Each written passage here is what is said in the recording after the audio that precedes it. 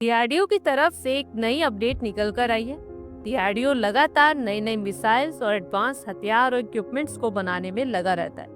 एक बार फिर पूरी दुनिया मानने को मजबूर हो गई कि भारत अब सिर्फ उपकरण खरीदने वाला देश नहीं रहा, बल्कि वो खुद दुनिया के लेवल की इलेक्ट्रॉनिक क्षमता को बना रहा है। जब भारत ने सुखोई 30 MKI खरीदे तो वो ताकत पर जरूर थे, लेकिन कुछ टेक्निकल लिमिटेशंस भी थी।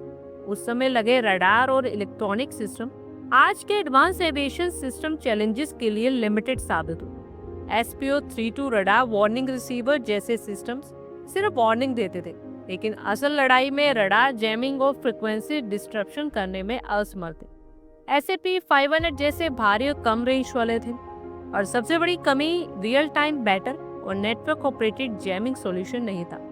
डीआरडीओ ने इस कमी को अपॉर्चुनिटी में बदला और सालों की मेहनत और कई रिसर्च के बाद बना एडवांस सेल्फ प्रोजेक्ट जैमर यानी कि ASPJ, जो कि सिर्फ एक पोर्ट नहीं बल्कि स्मार्ट इलेक्ट्रॉनिक ब्रेन है। ये पोर्ट परंपरागत जैमर से अलग है क्योंकि इसमें सिर्फ सिग्नल्स को ब्लॉक करना नहीं होता है, बल्कि ये खुद पहचानता है, खुद डिसीजन लेता है और इमीडिएट एक्शन भी लेता है। चलिए बताते हैं ASPJ किस तरह से काम करता है। ये सबसे पहले आसपास के सभी सिग्नल्स और फ्रीक्वेंसीज पैटर्न को स्कैन करता है। ये AI बेस्ड एल्गोरिदम के जरिए ये तय करता है कि कौन सा सिग्नल भारत के लिए खतरा है, और उसी सेकंड में वो फ्रीक्वेंसी को जाम कर देता है ताकि दुश्मन का रडार भारत के एयरक्राफ्ट को ट्रैक ना कर पाए। खास बात यह है कि ये पोर्ट तय कर लेता है कि कौन सा सिग्नल फ्रेंडली है और कौन सा खतरनाक, जिससे फ्रेंडली कम्युनिकेशन पर कोई इम्पैक्ट ना पड़े। मतलब ये कि डीआरडीओ का ASPJ स्मार्ट, सिलेक्टिव और रियल टाइम है। डीआरडीओ के परीक्षणों में जो हुआ उससे दुनिया का ध्यान अपनी ओर खींचा।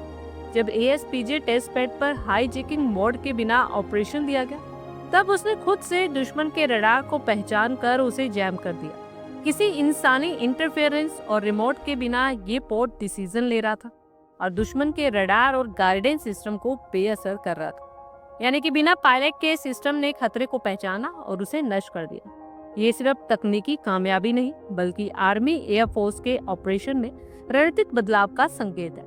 अब ASPJ के आने के बाद सुखोई 30 MKI की मौजूदगी दुश्मन के रडार पर इनविजिबल होने लगी।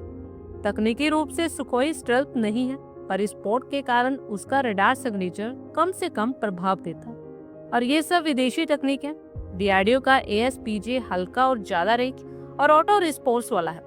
भारत ने हाल ही के ऑपरेशंस में सुखोई का इस्तेमाल किया और डीआरडीओ के इस ASPJ के चलते ऑपरेशन पॉसिबिलिटीज और बढ़ गई। ये पोर्ट न सिर्फ खुद को बनाएगा, बल्कि खुद दुश्मन को भी तबाह कर देगा। सफल परीक्षण का ये मतलब होता है कि फ्यूचर के तेजस AMCA और दूसरे जनरेशन फाइटर जेट्स में ये तकनीक इंटीग्रेट हो सकेगी।